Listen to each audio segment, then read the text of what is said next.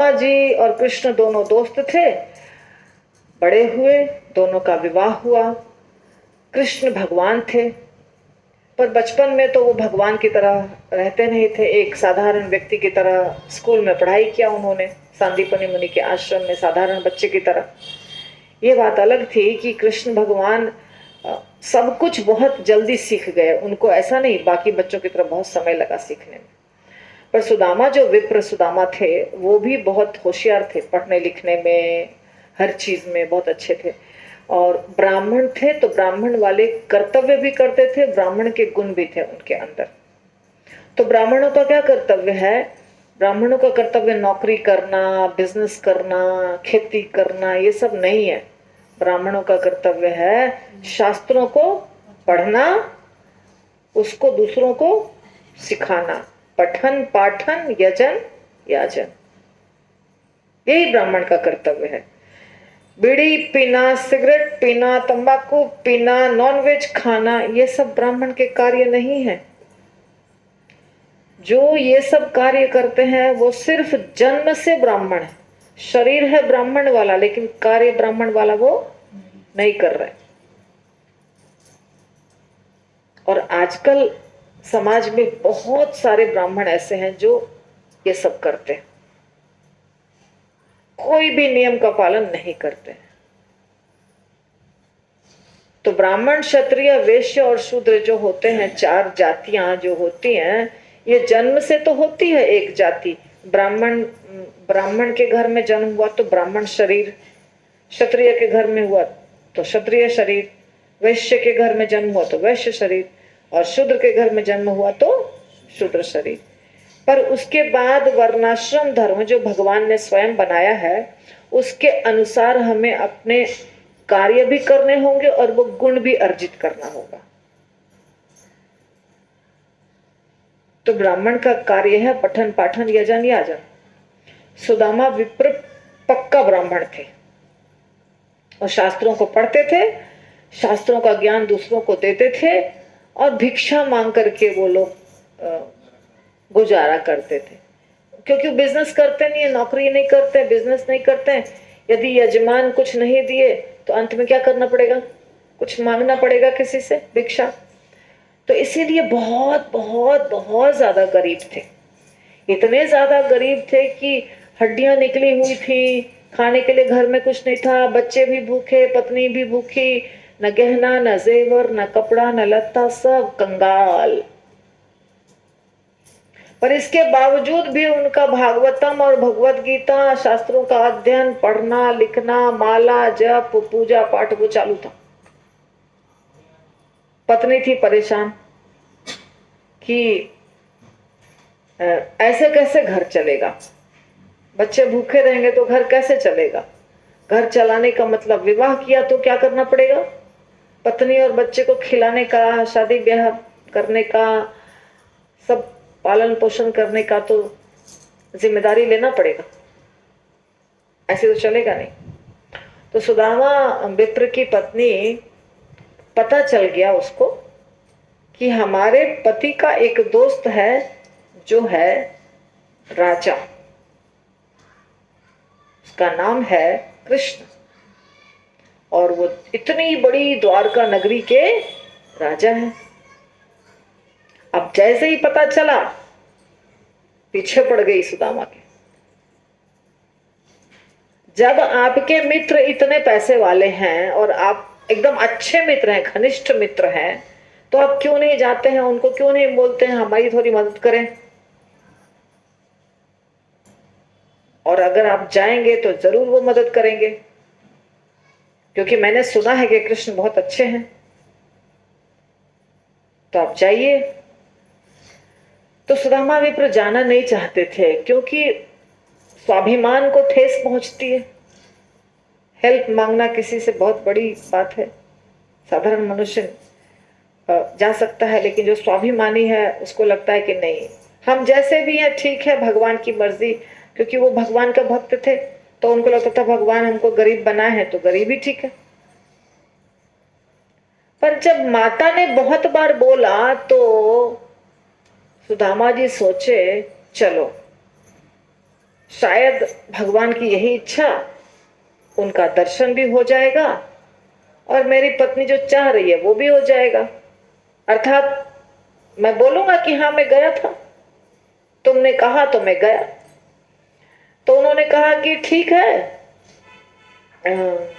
अगर मैं दोस्त के घर जा रहा हूं तो कुछ तो उपहार लेके जाना पड़ेगा, खाली हाथ तो कोई जाता नहीं है किसी के घर में, है ना। आप जब किसी के घर जाते हैं तो कुछ तो लेके जाते हैं, मिठाई का डब्बा, कुछ कपड़ा लत्ता, बच्चे को देने के लिए पैसा, कुछ तो लेके जाते हैं। तो इसीलिए उन्होंने अपनी पत्नी को कहा कि घर में कुछ है तो दे दो, मुझे अपने दोस्त को गिफ्ट देना होगा, उपहार देना होगा। घर में एक दाना भी नहीं था। ये बात सच है। पहले के जमाने में हम लोग को तो सोच के भी मतलब ये समझ में नहीं आता है कि ऐसे भी हो सकता है, पर हम सुनते हैं लोगों के मुंह से कि इतनी इतनी गरीबी हुआ करती थी कि बच्चे भी भूखे हैं और घर का सारा आदमी भूखा है और घर में कुछ भी नहीं है, चावल भी नहीं, आटा भी नहीं, तेल भी नहीं, कुछ भी नहीं। ऐसा सुनती हूं मैं भी, तो आश्चर्य होता है, पर यह सच बात है कि ऐसा था। तो सुदामा विप्र के घर में भी कुछ भी नहीं था। तो पड़ोस के घर से माता चावल लेकर आई। ये चावल समझिए, चूड़ा समझिए, मूढ़ी समझिए, मुरमुरा समझिए, जो समझिए, पफ्ड राइस, कच्चा चावल नहीं था। अब जो भी समझ लीजिए, भगवान तो कच्चा भी खा सकते हैं। तो वही चावल लाई या चूड़ा लाई और एक पोटली में बांध के दे दिया कि ये है गिफ्ट, लेकर जाइए। अब सुदामा नगरी कितनी दूर है देखा आपने। बेट द्वारका जो हम गए थे फर्स्ट डे, पहला दिन दर्शन करने के लिए, अर्थात परसों,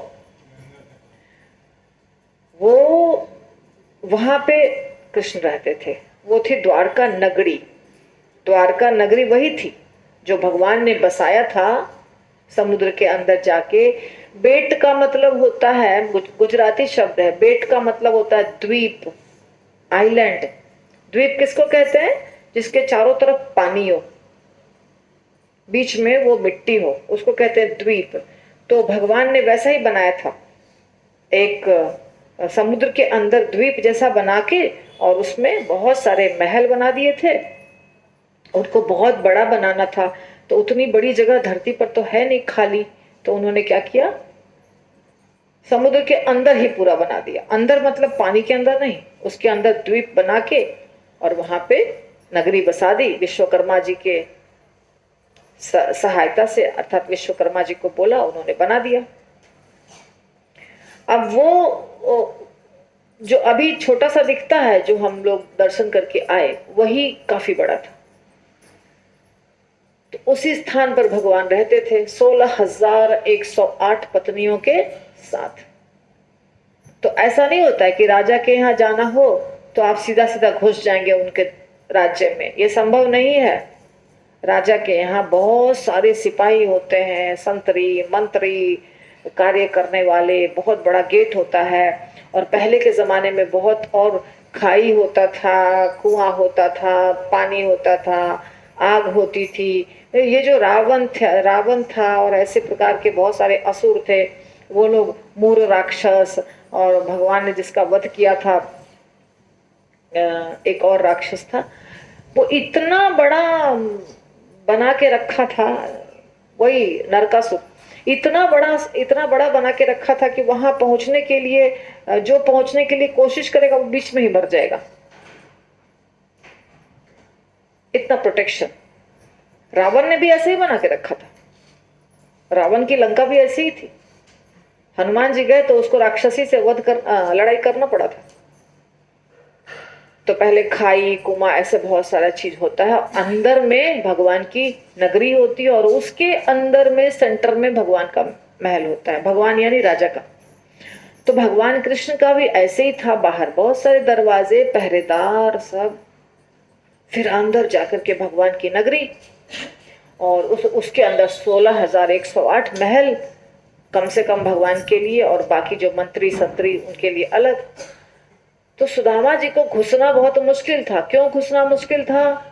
फटेहाल हालत, पैर में जूता नहीं, सिर पे पगड़ी नहीं, जो आप सुनते हैं गाने में, पैर में बेवाइयां फटी हुई, शरीर एकदम नरकंकाल, कभी दर्शन हुआ नहीं है भोजन का,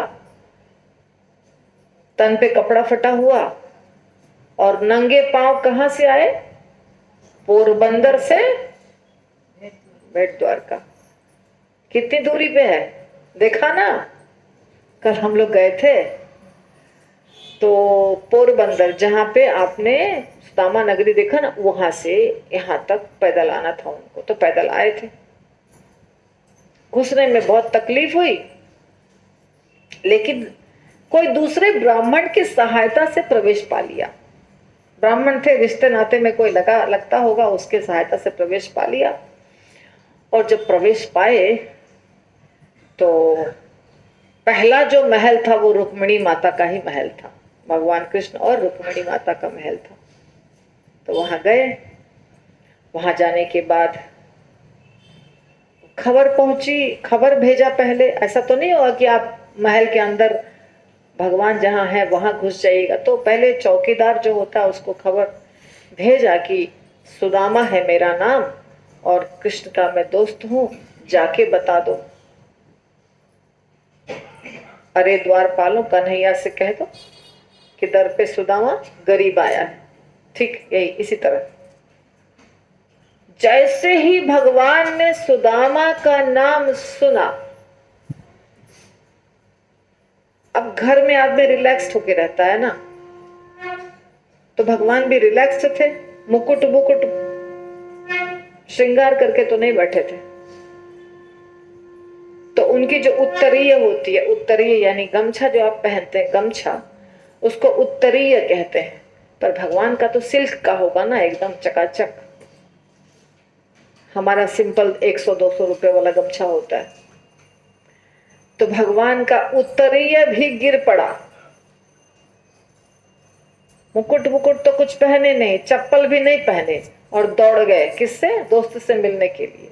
अब ऐसी बात नहीं है कि खबर आई तो उन्होंने सोचा और दौड़े, क्योंकि उनको पहले से ही मालूम था कि कौन आ रहा है मेरे से मिलने के लिए। भगवान को तो सब मालूम पड़ जाता है, अंतर्यामी है।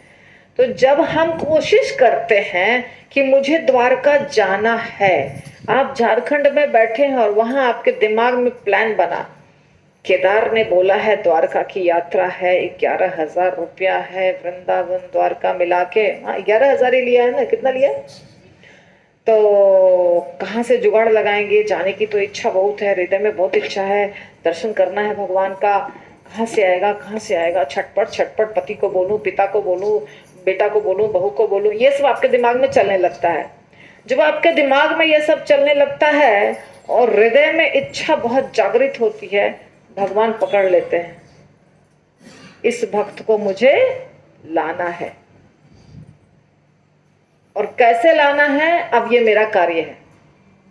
और फिर आपका 11,000 और ऊपर से जो खर्चा वाला होता है 2,000, वो भी इंतजाम भगवान कर देते हैं। ये मत समझिए कि आपने अपने से प्रयास किया, टिकट कटाया, बहुत आप होशियार हैं और इसलिए पहुंच गए। नहीं, आप होशियार नहीं हैं। आपको सिर्फ एक कार्य करना था, फिक्स करना है कि मुझे जाना है, बस इतना ही करना होता है। और उसके बाद प्रयास करना होता है। हर चीज के लिए प्रयास करना पड़ेगा। ट्रेन पर चढ़ने के लिए, उतरने के लिए चेन पुलिंग, वो सब प्रयास था आपका जो आपने किया। तो सुदामा जी जब सोचे वहां से कि मिलना है कृष्ण से, कृष्ण को मालूम पड़ गया। जब दरवाजे पे पहुंचे मालूम पड़ गया, तो कृष्ण वहां से दौड़े और नजदीक जब आए तो गले, दोनों दोस्त गले मिले। अब सारे वॉचमैन सोच रहे हैं, पहरेदार, ये कौन फटीचर जैसा व्यक्ति है, भगवान इससे गले मिल रहे हैं, कोई तुलना ही नहीं है। कहाँ भगवान का शरीर कोमल कोमल सा, एकदम चमकदार, सुगंधित, चंदन इत्र लगा हुआ, सिल्क के पीली पीली धोती, सिल्क का कपड़ा, गहना जेवर, क्या कहते हैं, इस पे लॉकेट होता है भगवान का, कौस्तुभ मणि, वक्षस्थल पे लक्ष्मी, ये सब होती हैं। तो भगवान का कहाँ वो श्रृंगार, यहाँ पे मकराकृत कुंडल भगवान जो पहनते हैं हमेशा। और ये ब्राह्मण, कहीं से भी ब्राह्मण भी नहीं लग रहा है ये कोई दृष्टि से। और क्यों भगवान ऐसे गले मिल रहे हैं इस आदमी के? पर सब चुपचाप, अब कुछ नहीं कर सकते हैं, क्योंकि जब भगवान मिल रहे हैं तो किसी को ताकत नहीं है कि बीच में आ जाए। भगवान और भक्त के बीच में किसी को ताकत नहीं है आने की। हमारे अंदर वो व्यग्रता होनी चाहिए, हमारे अंदर वो इच्छा होनी चाहिए हमको भगवान से मिलना, बस। फिर कोई रोक नहीं सकता आपको। तो चुपचाप सब देख रहे थे, सिर्फ देख रहे थे। रुक्मिणी माता भी देख रही थी, ये कौन आदमी है जिसके लिए मेरे पति इतना जोर से दौड़ के गए हैं। और सिर्फ दौड़ के ही नहीं गए, गले भी मिले। और सिर्फ गले भी नहीं मिले, वहां से पकड़ के लाए और रुक्मिणी माता और भगवान का जो बिस्तर है उस पर बैठा दिए, जो इतना सफेद और इतना मुलायम था, जैसे दूध हो, दूध समुद्र का झाग होता है ना सफेद, वैसा सफेद सफेद बिस्तर, झालर लगा हुआ, पूरा सजा हुआ रूम, फर्श के ऊपर मणि मोती, पूरे दीवार पर मरकत मणि और वैदुर्य मणि और तरह तरह के पत्थर, चमकदार नील मणि सब लगा हुआ। वैसा हो भगवान का घर था, ऐसा सिंपल घर नहीं था। और सोना चांदी को कौन पूछता है। और उसके ऊपर बैठा दिए उसको, और सिर्फ बैठाया ही नहीं, अब कठौता ला के चरण भी धो रहे हैं अपने से। वो चरण जो इतना लंबा डिस्टेंस, उतनी दूरी से नंगे पांव चल कर आए हैं, उस चरण को भगवान धो रहे हैं। और धोने के बाद जो जल हुआ उसको फेंके नहीं, अपने ऊपर भी, रुक्मिणी माता के ऊपर भी, घर में जो बेटा पोता सबके ऊपर डाल दिया। वैष्णव का ये शिक्षा है, भगवान देते हैं कि वैष्णव जो होते हैं उनके चरण की धूली, उनके चरण का जल, उनका खाया हुआ उच्छिष्ट, ये हमें ग्रहण करना चाहिए। इससे क्या होता है, हमारी भक्ति बढ़ती है। तो भगवान ने ऐसा किया और करके हमको सिखाया कि आपको ऐसा करना चाहिए। इसके बाद रुक्मिणी माता को बोला पंखा झेलो, चवर, मोरपंख, ये सब रुक्मिणी माता झेल रही थी। किसको? सोइए मत। उसके बाद कपूर, घी का दिया, धूप, जितनी सामग्री होती है उतनी सामग्री से आरती किया सुदामा मित्र का। समझ में आ रही है बात आपको? नींद में आ जाइएगा तो मुश्किल हो जाएगा। नींद में कौन कौन लोग हरे कृष्ण महामंत्र बोलो जोर से। नींद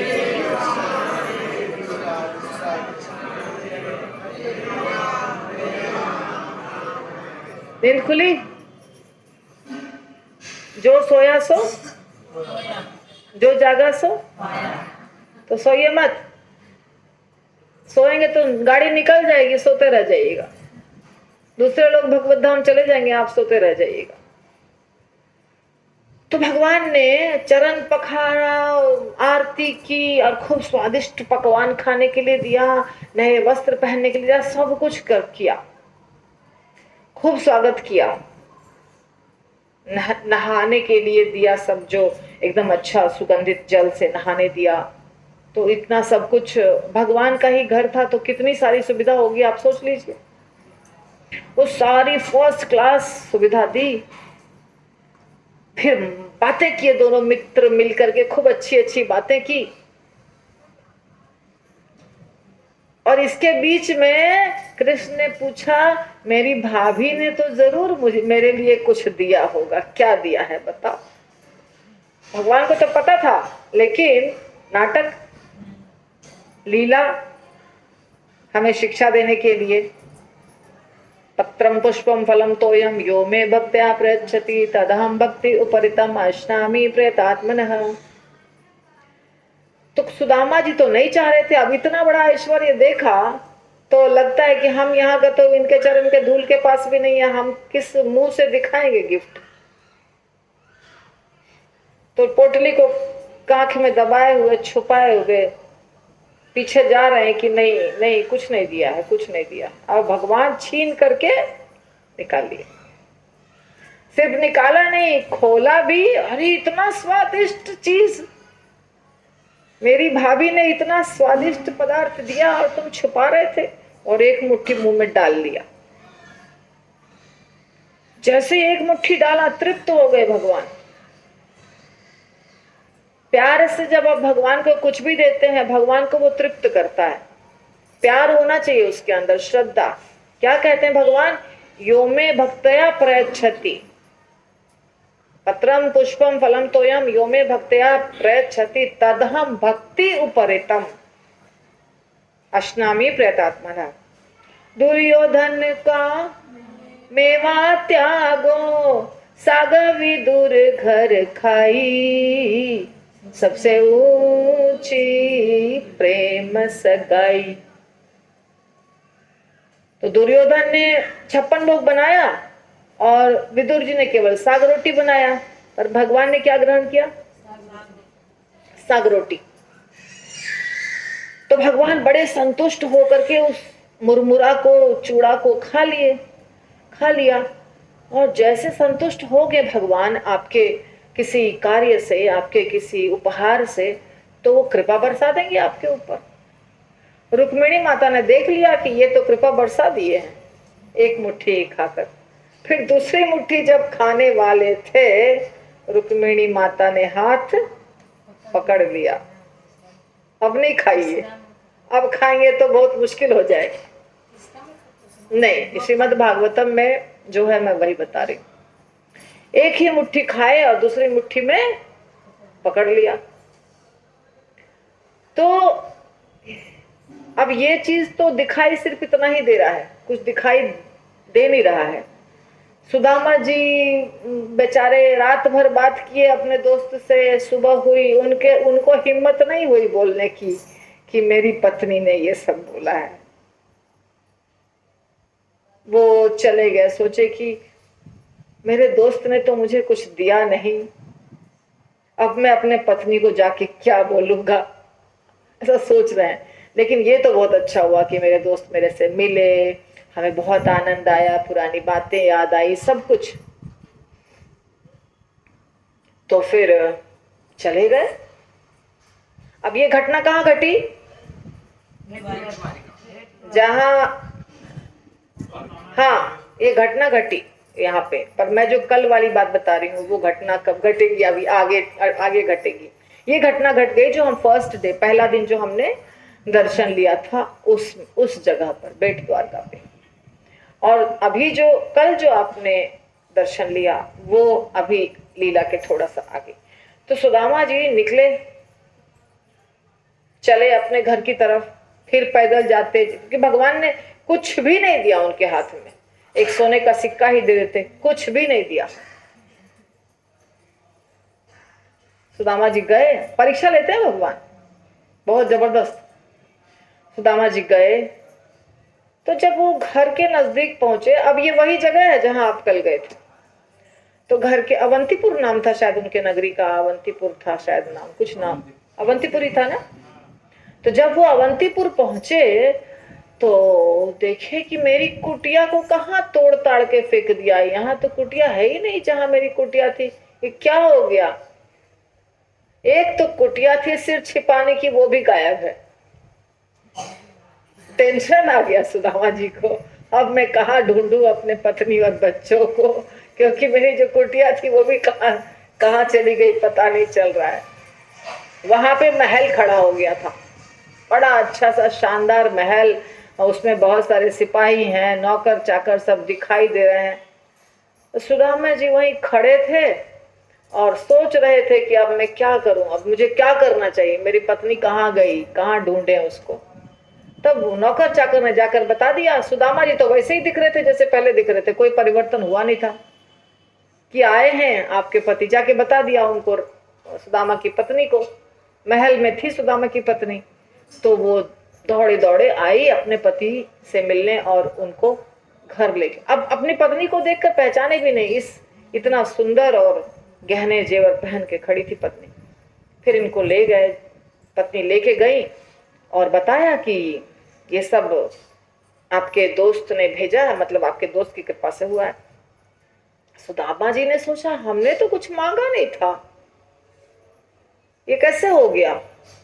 जब माता ने कहा तब सुदामा जी अंदर अंदर सोचने लगे, क्यों दे दिया भगवान आपने इतना सारा चीज मुझे, अब तो मेरा दिमाग खराब हो जाएगा, ये सबको देख करके मैं पगला जाऊंगा, जो मैं थोड़ा बहुत भजन करता था वो भी खत्म हो जाएगा, नहीं चाहिए मुझे ये सब चीज। आप लोग बोलेंगे ऐसा? आप सोचेंगे या मैं, हम तो इतने फर्स्ट क्लास डिवोटी हैं कि भगवान ने हमको सब कुछ दे दिया, हमारा स्टैंडर्ड बहुत हाई है, इतना ऊंचा है कि भगवान हमको, हमारे में गुण है इसलिए तो भगवान ये सब चीज दिए हमें।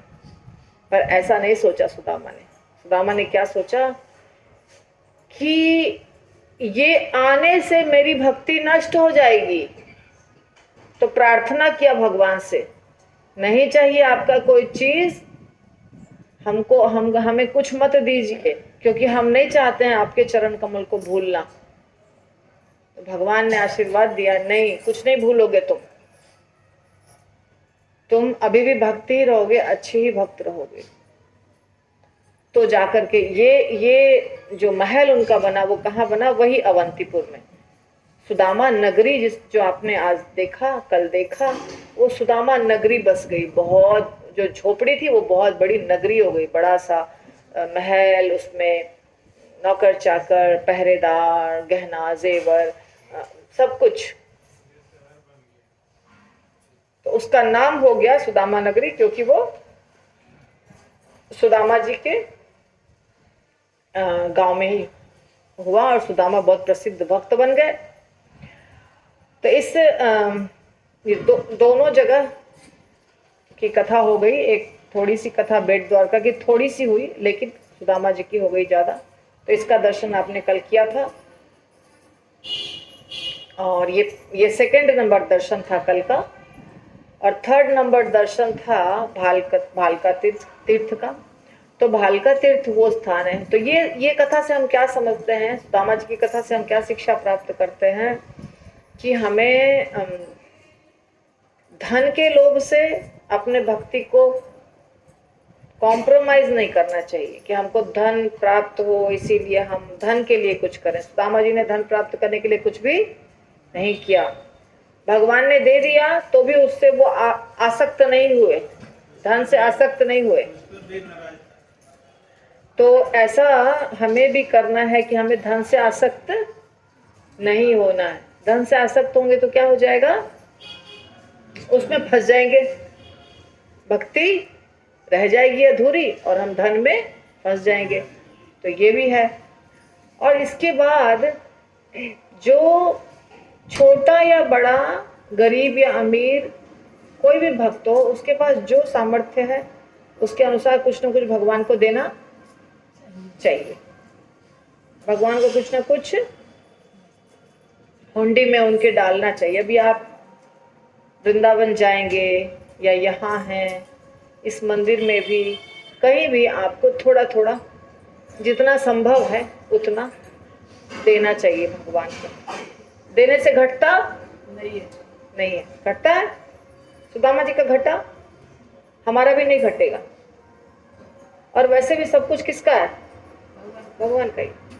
तो सामर्थ्य के अनुसार हमें देना चाहिए और भगवान पर भरोसा रखना चाहिए, भगवान से प्रेम करना चाहिए। ये सब शिक्षा हमको प्राप्त होती है सुदामा विप्र की कथा से।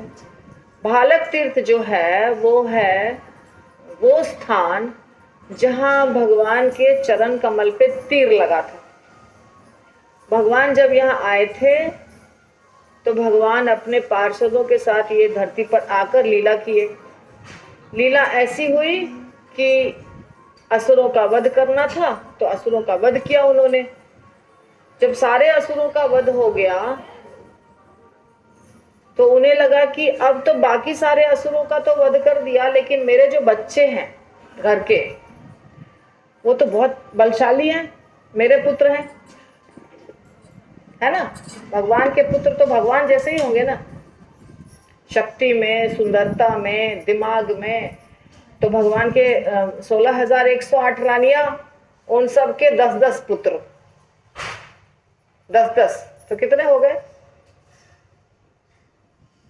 16,108 और सबके 10-10, और फिर उनके बच्चों के भी 10-10। इतना बड़ा उनका अपना परिवार, सब बहुत शक्तिशाली, बहुत तेज दिमाग वाले। तो भगवान सोच रहे थे कि यदि मैं इस धरती से लीला समेट करके चला गया तो बाकी असुरों का तो नाश कर दिया, पर मेरे घर के जो लोग हैं ये बहुत शक्तिशाली हैं, इनको कोई हरा नहीं पाएगा। अगर ये कुछ गलती किए तो इनको कौन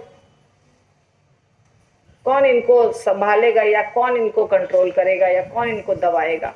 इसलिए ये सबको भी क्या करना है, मुझे समाप्त करना है। अपने घर के बच्चों को, क्या अपना क्या पराया, भगवान के लिए तो सब अपने हैं। तो भगवान ने सोचा कि इनको कौन कर सकता है कंट्रोल, या कौन इनको मार सकता है? कोई नहीं मार सकता है। तो जैसे बांस, एक बांस दूसरा बांस आपस में टकरा के घर्षण होता है, बिजली पैदा होती है, बांस बीटता होता है, उसमें आग लग जाती है, वैसे ही भगवान ने प्लानिंग किया सबको खत्म करने का, अपने खानदान को, पूरा यदुवंश को खत्म करने का। इसलिए भगवान ने कुछ लीला ऐसी की कि आपस में ही सब लड़ गए, शराब पी के, मदिरा पी के। जाम्बवती के पुत्र थे सांब। तो सांब और कुछ और उनके भाईगण सब एक जगह साधुगण रहते थे, कुछ साधु भगवान के महल से दूर निकल के, प्रभास क्षेत्र जहां हम गए थे, तो वहां आए भगवान के सारे बच्चे खेल मस्ती करते करते, और सांब को एक गर्भवती महिला बना दिया, कवर करके, साड़ी वाड़ी पहना के। और ऋषि मुनि सब जो थे वहां जाके बोलते हैं, जरा देखिएगा इनको बेटा होगा कि बेटी। पर वास्तव में क्या था, कपड़ा वपड़ा से पेट बना दिया था। क्रोध आ गया, ऋषि को क्रोध आ गया, बोला कि नहीं, बेटा और बेटी कुछ नहीं होगा, इसको होगा लोहे का मूसल। सब डर गए, हटाया साड़ी तो सच में लोहे का मूसल था। डर के मारे सब घर गए, बताया, सबको बताया, घर के जो लोग थे, बलराम जी, कृष्ण, उनके उग्रसेन जी, सबको कि हम लोग को बहुत डर लग रहा है, क्योंकि ऋषि मुनि ने जो भी थे वो कहे तुम्हारा नाश होगा इसी मूसल से, ऐसा भी श्राप दिया। उग्रसेन जी सोचे कि न मूसल रहेगा न श्राप लगेगा, पर भगवान की लीला को तो कोई जानता नहीं है, और उन्होंने ये सोच लिया है श्राप, जो यदि किसी ने श्राप दिया है तो वो श्राप अवश्य काम करेगा, चाहे आप कितना भी उपाय कर लीजिए। तो उग्रसेन जी उसको मार मार के छोटे छोटे टुकड़े में बांट दिए, उस मूसल को तोड़ ताड़ के और समुद्र में फेंकवा दिया।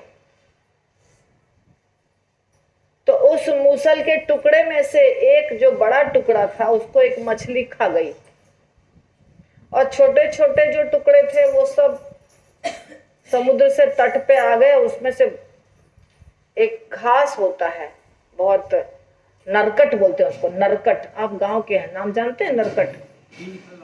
तो वो बहुत ऊंचा होता है, कांटा जैसा, तो वो बन गया। हाँ, तो वो बन गया उससे। और वो जो बड़ा लोहे का टुकड़ा था उसको एक मछली निगल गई थी, वो एक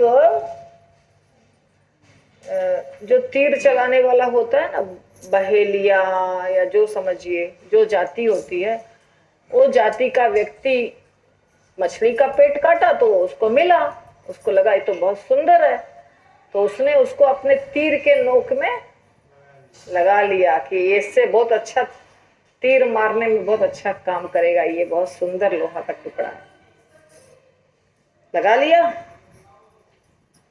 ऐसा भगवान की लीला है।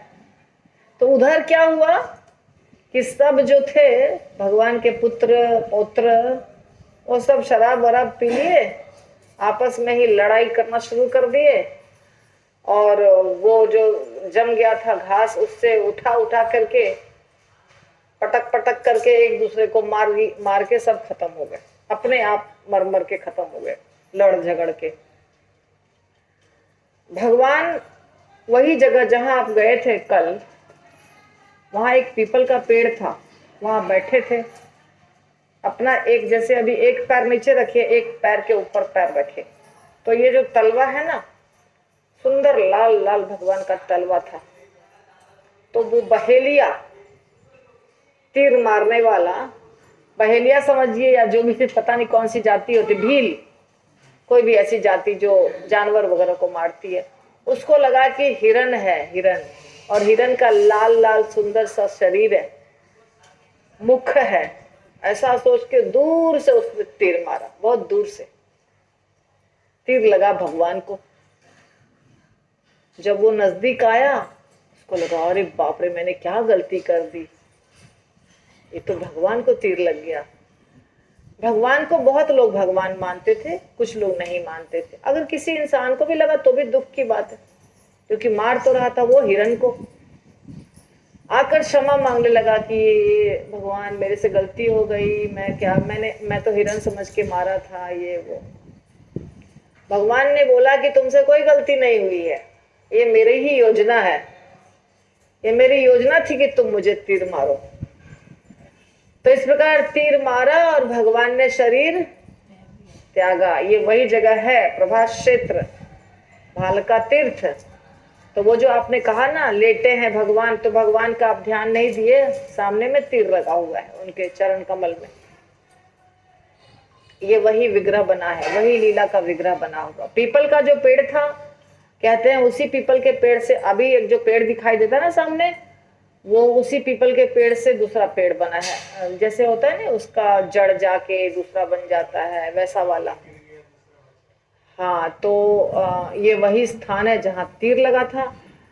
फिर भगवान की मृत्यु नहीं होती है। हालांकि लोग बोलते हैं, जो समझदार नहीं है वो कहते हैं कि मृत्यु हुई, पर भगवान की मृत्यु नहीं होती है। भगवान शरीर त्यागते हैं, भगवान शरीर त्याग के गोलोक धाम गए, और भगवान के शरीर में जो अंदर का हृदय था वो जला नहीं। जब जलाया गया वो जला नहीं, वही बना लकड़ी का लॉग, लॉग बोलते हैं, जो भी बोलते हैं। और उससे ही जगन्नाथपुरी में जो जगन्नाथ भगवान के विग्रह के अंदर एक होता है जिसको प्राण बोलते हैं, वो बोलते हैं कृष्ण का हृदय ही वहां गया है। अब ये लीला कैसे वहां तक पहुंची, एक घटना अलग अलग बुक्स में थोड़े अलग अलग तरह से दिया हुआ है, पर लकड़ी का लट्ठा बना या कुछ और रूप से गया, पर भगवान का हृदय वहां गया, और आज तक जगन्नाथ भगवान के अंदर है। जब लकड़ी की मूर्ति उनकी बदलती है तो उसी को वहां से एक मूर्ति से निकाल के दूसरी मूर्ति में डाला जाता है। रात के अंधेरा होता है, पूरे समूचे जगन्नाथपुरी का लाइट बंद कर दिया जाता है। जो पुजारी वहां का हेड होता है, वो पुजारी के आंख पे पट्टी बांध दिया जाता है, और पट्टी बंधे हुए आंख से वो भगवान को ऐसे करके निकालता है और नए विग्रह में डालता है। ये घटना होती है आज भी। 12 साल से थोड़ा ज़्यादा होने के बाद कोई तिथि है शास्त्र के अनुसार, वो तिथि पढ़ने पर विग्रह बदलता है। तो इस प्रकार कृष्ण जगन्नाथ भगवान के रूप में है। ये है अलग दृष्टिकोण। वैसे तो हमारे दृष्टिकोण से तो कृष्ण सदैव है ही, नित्य विराजमान है वृंदावन में। तो ये है वो तीर्थ, भालक तीर्थ। सोमनाथ जो है वो तो ज्योतिर्लिंग है। 12 जो ज्योतिर्लिंग होते हैं जो प्रकट हुए हैं अलग अलग लीला करते हुए, उनकी कथा मुझे नहीं पता है कि वो किस लीला से प्रकट हुए, मैंने पढ़ा नहीं है अभी तक। तो अलग अलग लीलाएं होती हैं और अलग अलग लीला को जरूरत के हिसाब से भगवान प्रकट होते हैं। तो स्वयं प्रकट विग्रह हैं उनको ही ज्योतिर्लिंग कहते हैं। स्वयं स्वयंभू, खुद प्रकट, किसी ने बनाया नहीं है, खुद प्रकट हुए। तो खुद प्रकट हुए हैं सोमनाथ जी शिवलिंग, उसका दर्शन आपने किया। और तो कुछ छूटा नहीं, हो गया ना सारे दर्शन। एक चीज मैं पूछना चाहते हैं, तो जो कल हम लोग सुदामा नगरी में गए थे ना, तो पूरा घूम के ये किए, वो किस चीज का था भाई हमको समझ। आप लोग घूमे तो आप लोग देखे नहीं वो क्या था? तो भूल भुलैया बनाया है औरैंशी कोस। क्या था वो? औरैंशी कोस एक पर जाएगा इतना उधर का औरैंशी कोस एक्सप्लेनेशन होते हैं, योनि से पाप हो जाता है। वो जिसने बनाया है उसको पता है वो क्या चीज है। वो तो कोई पुरानी चीज नहीं है, वो तो नई चीज है कि नहीं? बताइए। तो है ही नहीं, वो तो कृति में भी नहीं देखे, मैं ऐसा भी लीला में भी नहीं देखे हैं, लेकिन वो बनाया वहाँ पर हम जगह पर जब गए हैं तो देखे, तब हम आपसे सवाल कीजिए। मैंने नहीं किया वो परिक्रमा।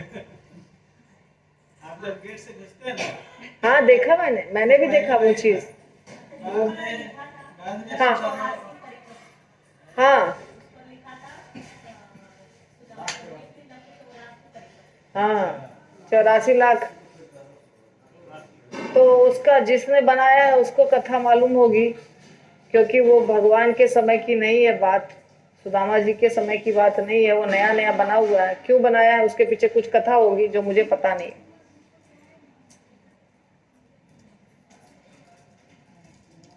तो इस प्रकार हो गई हमारे दर्शन की कथा। और कुछ कोई दूसरा दर्शन जो रह गया हो बताइए।